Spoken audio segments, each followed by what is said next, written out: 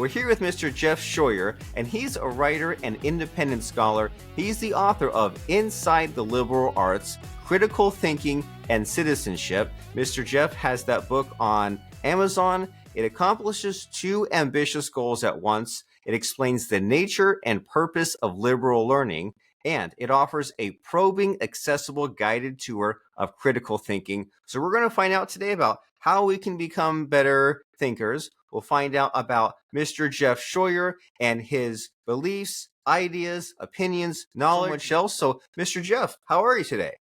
I'm great. Thanks, Robert. How are you doing? I am fabulous. I'm excited to talk to you. I still think, even today, months later, about there was something in your book, and maybe you can tell me what I'm talking about here. There was something about like when you have an idea, there's like 5 levels of depth to it. And that was just one random thought in your book out of many. And I think about that so much, right? That you have some concept and there's like what a beginner might ask or what an expert might ask or different things in between. And so your book kind of danced around all these ways of like thinking better. So, I mean, you tell me, like, what has you hot and bothered? What has you excited? What are you working on? What am I working on right now is something quite different, Robert. I just completed an essay on terrorism in a moral context, terrorism, which I was asked to write by a journal that I wrote wrote an essay about terrorism for them 35 years ago, if you can believe. I was actually alive and writing at that time, and they came back to me to reassess it. It's called the Fletcher Forum of World Affairs. And so I really was trying to head in a different direction after writing about the liberal arts. I wanted to get into lighter and less academic things, but I couldn't turn down this opportunity to kind of bookend something I'd written so long ago. And it was a really interesting exercise, not to get too diverted by this, but it was a very interesting exercise in re-examining my own thoughts about a particular topic that's not kind of on my front burner now.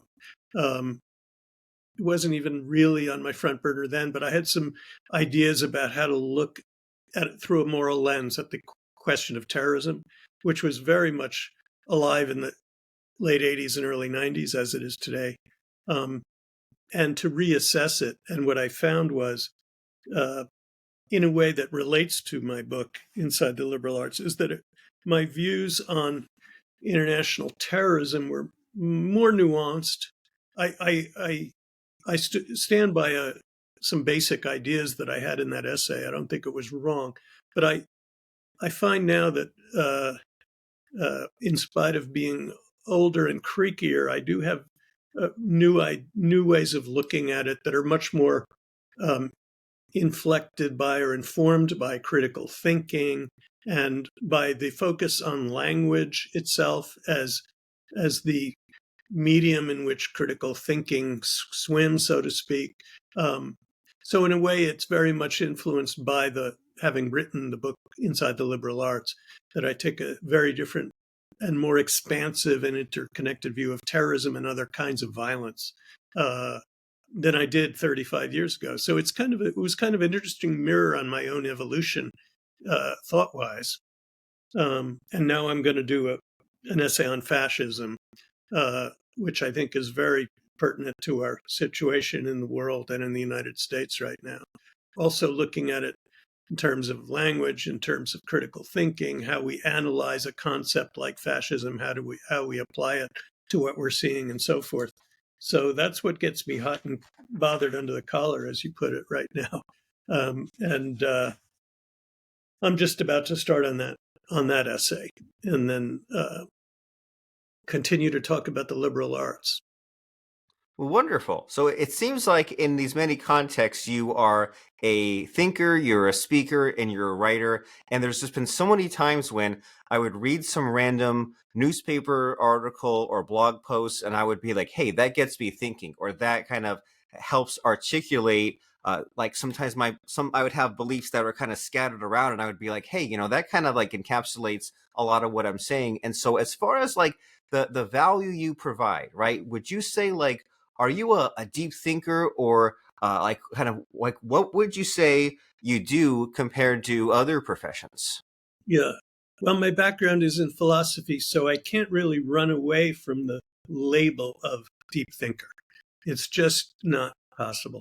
So I'm not going to pretend I'm a shallow thinker. Uh, and deep thinking it's abstract, yes, even in the book. There's some abstraction, but abstraction is what we do all the time when we think and use language. We just aren't aware of it so much. And it's looking at the world in more general ways. It's not looking at a different direction from the world, as people sometimes imply. It's not irrelevant. It's not esoteric. It's just a different way of thinking that takes things in larger measure, so to speak. So I'm a you could say a fan of abstraction, and I try to demystify it. And one of my core themes in the book is we are all philosophers, we are all abstract thinkers. Just because we use language, that's what we're doing. We're speaking in generalities, even when we talk about objects or events. That's the nature of language, and that's the nature of thought. So um, the whole idea of critical thinking is not to turn us into philosophers, but to say, you're already a philosopher, whether you like it or not. This will make you a better one. This will make you a clearer thinker, a deeper, a broader, a more efficient thinker. That's kind of one of my main underlying messages. And then going back to what you said about the media, we tend to think of philosophy as in a totally different category, or critical thinking, which is really a kind of philosophy on the fly, so to speak. It's philosophy in a context. It's not something else. But I see it very much connected with media. Both are ways to access the truth. Both are dealing with reality and not with something else. Higher education is learning, and picking up a newspaper or reading a blog on the internet is learning. So it's all on the learning and knowledge spectrum. It's just maybe different parts of the spectrum, but very much connected, and very, very much connected in terms of the ultimate sort of purpose of it all, which is what? It's to be a better citizen. It's to be have higher functionality as a thinker about the world, to be more aware of how you fit in the world, so to speak. And like I said, to realize you're already a thinker. If you're a conscious human being, you can't do anything about that. Deal with it, deal with the world, relate to it, see how you fit in, see how you want the world to be, have intelligent opinions. And that's why I've been a media theorist for a number of years. I've written 2 books on politics and media, and I see it very much on the spectrum with the kind of philosophical thinking or critical thinking that I do in the book on the liberal arts. It's very much on the same spectrum and not a different universe. Well, we could definitely use your help in thinking better and to be more solid and clear on our beliefs and more informed in what's going on around us without being needlessly stressed out. And I like what you're saying here about being a more informed citizen and knowing what you want for the future, because it seems like the truth has always been under attack, but especially the last decade or so, you see so much of the catchy phrases, or you see like a civil rights issue being turned into a political issue, or you see multiple anecdotes sort of cherry picked and collected as if that's data and that's the truth. And there's just all these different ways that it just seems like the truth seems to be under attack. At least it seems to me. And so, how do we combat this? How do we think better and kind of pursue this goal that you're mentioning here of being a better citizen, wanting a better future? Yeah, great question. There's an old saying that a lie can go halfway around the world before the truth even gets its pants on, meaning lies, especially on the internet where algorithms, propagate them, are very hard to combat, which means we have to be more critical thinkers than we needed to be 30 years ago, 40 years ago, when all you had to do was open a newspaper or watch Walter Cronkite on the news. It's a tougher environment now. It's more challenging, and that's a problem because that's an obstacle to citizenship. My first book was called The Soundbite Society, which is exactly what you're talking about. And that was at the very dawn of the internet age. That book was published in 1999. I had probably had an email account for 7 or 8 years by then, but a website for maybe 1 or 2 years. And there was no social media at the time. So in a way, it was still an age of innocence. But I was talking in terms of electronic media, but I was talking about television as it was then and radio as the primary electronic media of that time. And I think what I said then still applies now. It was a somewhat controversial take on electronic media and how they impact politics, but I haven't retreated from it. I still think my core message in that book was that by atomizing information and simplifying information in a way and breaking it down,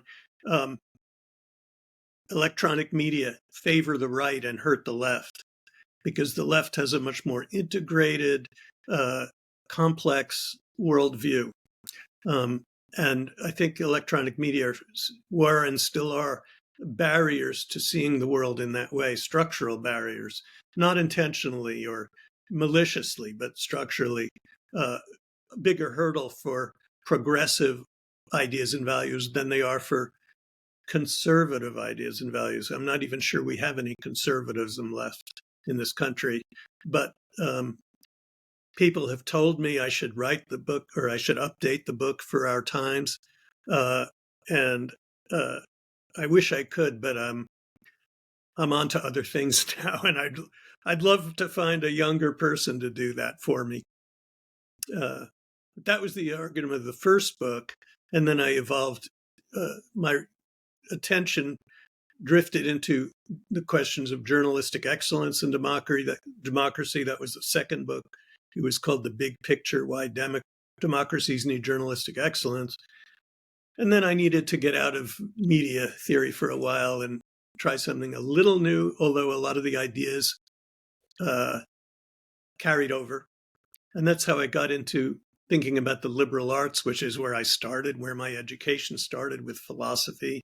And I'd always been interested in the relation of critical thinking to, for example, media literacy, civic literacy, things like that. So in a way, it was a natural progression to inside the liberal arts, even if it seems like a different focus than the media-oriented focus of my first 2 books. And I absolutely loved writing this book. It allowed me to explore things that are deeply important to me about thinking, about civics and democracy, all of that, about higher education and where it is right now and where it needs to be. And the problems are huge, especially right now. The problems are huge in terms of bringing us back to or forward to a place where I'd like this country to be, where we're not all in agreement, but we all tolerate disagreement. We all value democracy. That's been a problem. And that's why I'm now writing about fascism. But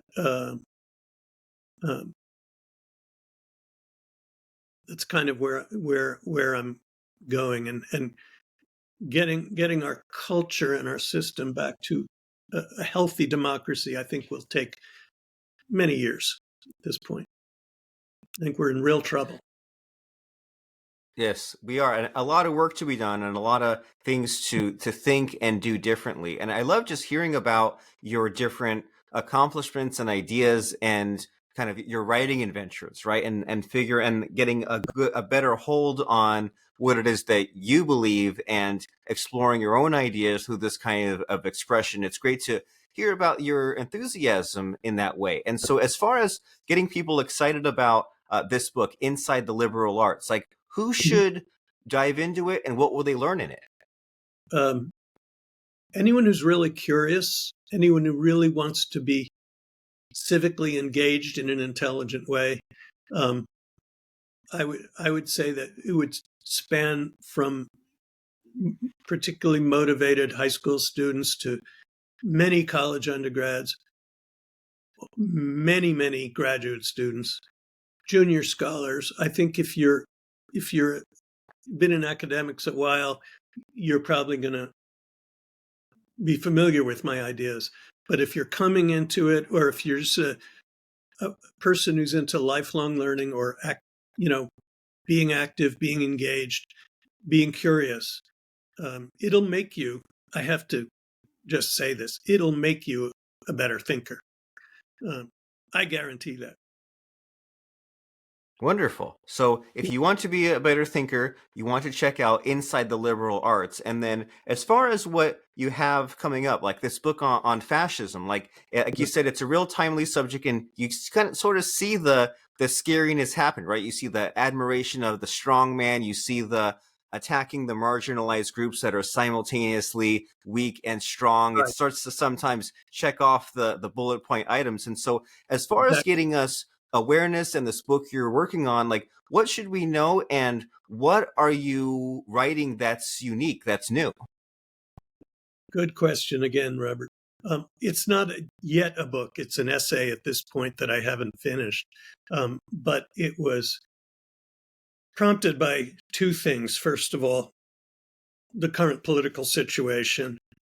And secondly, reading a brilliant essay on fascism by Umberto Eco, the Italian writer, which was written 30 years ago, but it applies across the board right now. It was an essay called Fascism, UR-Fascism, and it was in the New York Review of Books in 1995. I came across it recently, and it completely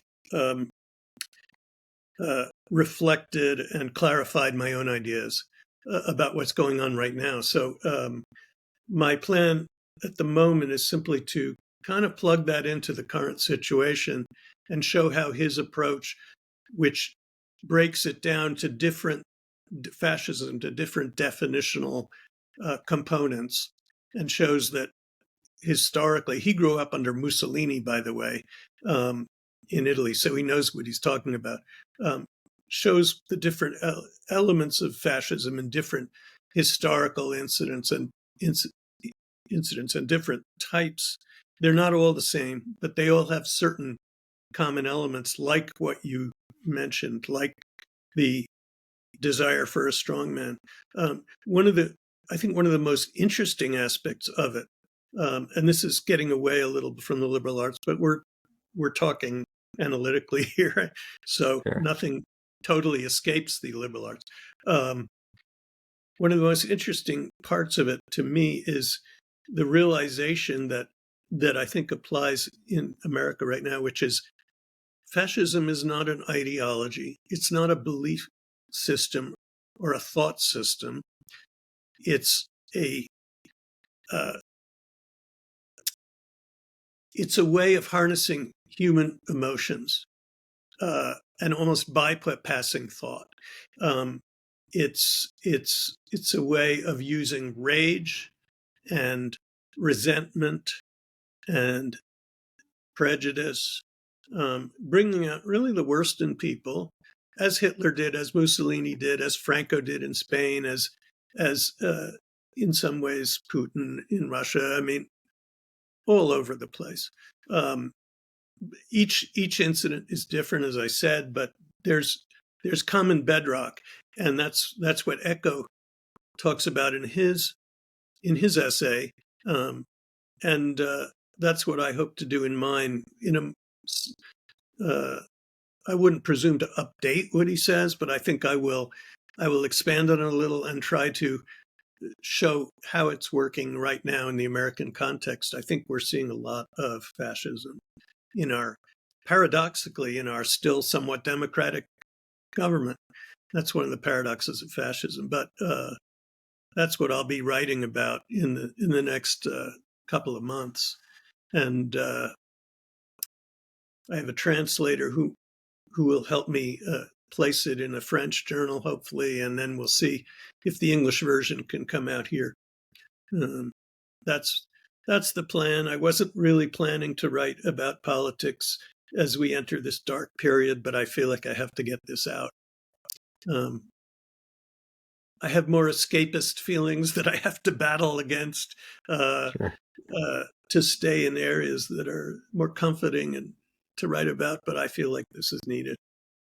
And so, yeah, sometimes you get pulled into a project and it speaks to you and you have no choice but to do it. And I love some of these themes that we're mentioning here, right? There's this idea of taking something from decades ago and seeing like how it applies today. There's looking at kind of different stories that are like similar but not identical, and looking at the compare and contrast. And it sometimes is a playful way for us to understand a complex situation or understand a paradox or understand, well, here's what these things are and here's what your approach is. It's just interesting to think about some of these big ideas. And so as far as getting attention to what you have going on and what you do, my understanding is that you teach and you have a Substack and you have many other resources. So if someone was super impressed by these kind of concepts that you laid out here, Mr. Jeff Scheuer, what are some next steps here? What's the call to action? Read my blog. It's not all about politics. Most of it isn't, but it started out as a way to promote the book and I kind of to regurgitate the book, so to speak, when I first started it about 2 years ago. But I very quickly learned, happily, that wasn't going to happen and that wasn't going to be very interesting for people to read. So what it ended up being was taking little bits and pieces and points of light within the liberal arts on any subject, from philosophy to history to art to whatever, baseball, and kind of plug my ideas into it. And so it expands on the book in a way that I think is much more accessible to readers than parts of the book are. And parts of it are challenging. They're worth a challenge, but they're challenging. Whereas the blog posts are fairly short and on point, and a little more concrete, so to speak. So that's been a very happy evolution, and I'm hoping, in fact, maybe that some of those blog posts will ultimately become a book of their own. But we'll see. We'll see. I've done about 50 of them. I've got at least another 30 or 40 in the pipeline. So it comes out every 2 weeks, and it's not a long read. So I would urge people to look that up. You can get it on my website, jeffreyscheuer.com, or on Substack. And what to do, whatever you're prompted to do, protest, march, vote, send postcards to voters, no matter what your politics are. I'm tolerant of the entire political spectrum, but we're now in a very weird period where the spectrum has shrunk, and then there's a huge anti-democratic component in our politics, which is really off the spectrum because it's against the spectrum, so to speak. It's anti-democratic, and that's a big problem. But as far as traditional left-right are concerned, I have my views. One can find them out by reading, but I'm tolerant and respectful of everything from pretty far left to pretty far right, as long as they subscribe to basic democratic values. Well, okay, and it's so important for us to be informed about all these things. That way, we know what we believe, and we can take appropriate citizen positive action, and not just be passive, and not just life, or not let fascism or whatever take over. We need to take control and do our part. So some of those resources we mentioned, that's substack.com/@Jeffrey53. And you mentioned that website, jeffreyscheuer.com, and that last name is spelled Scheuer.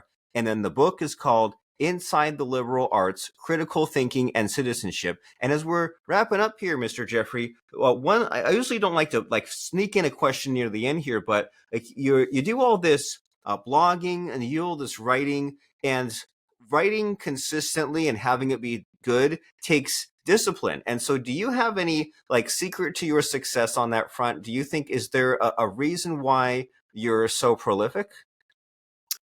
Well, thanks for saying that, Robert. I wish I had written 30 books and not 3, but uh, I've written a lot else. And as far as discipline goes, I'm not a very disciplined person, but I'm a very driven person to get my ideas out and to formulate my ideas and to have them evolve. And that's what gets me up in the morning, even if it's the late morning sometimes. I tend to work better afternoons and evenings, but that's what drives me, is my curiosity, which is the curiosity of I would say, an engaged but philosophical mind, uh, very politically engaged, um, very much follower of the news. Um, it would be a whole other discussion, but you raised earlier the question of how to get engaged, and the issue of how to find what's true is very complex and problematic. We don't have time to go into it, but that's part of what preoccupies me. Um, and no, I don't have lessons for how to write. Okay. No good writer probably does have good lessons, because it's such a highly individual thing. And in my case, all I can say is, if I'm a good writer, it's because I care. It's because it matters to me almost as much as my family. And I just try really hard when I'm writing to do it well. That's really all I can tell you. Um, as far as that goes, I don't have a schedule. I don't have someone beating me over the head to get it done. I seldom have deadlines. I've had a couple recently, but like on the terrorism project. But it's just caring enough and being driven enough that this is what I feel like I was called upon to do. And this book, Inside the Liberal Arts, was the sort of apex of my career as far as doing what I felt was my calling. And that is helpful, that you're saying that we are all unique, so we need to figure out what motivates us, what drives us, what gets us What you love, excited. learn Yeah, what what you you love. love. Don't learn what you think will guarantee you an income. Learn what you love, uh, is my advice to any student. That will make you better at what you do. And it doesn't matter what you're good at. Do your best at what you love and what you're good at. They tend to be the same thing. Um, that's really the bottom line for me. And that works for me. Don't live someone else's life. And you mentioned about being curious and evolving. And the first step to doing that, to thinking better and to exploring these ideas about advanced critical thinking, which makes us better philosophers, better learners, better citizens, you check out this book, Inside the Liberal Arts, by Mr. Jeffrey Scheuer. That last name again is Scheuer. He's on Substack. He has a website. He has a LinkedIn address. So check out his book, plus his 3 best-selling books, plus that upcoming essay on fascism and anything else he has coming out soon. He's a great writer, great thinker. Jeffrey Scheuer, wonderful seeing you. Great to be with you, Robert, and thank you very much. I appreciate it.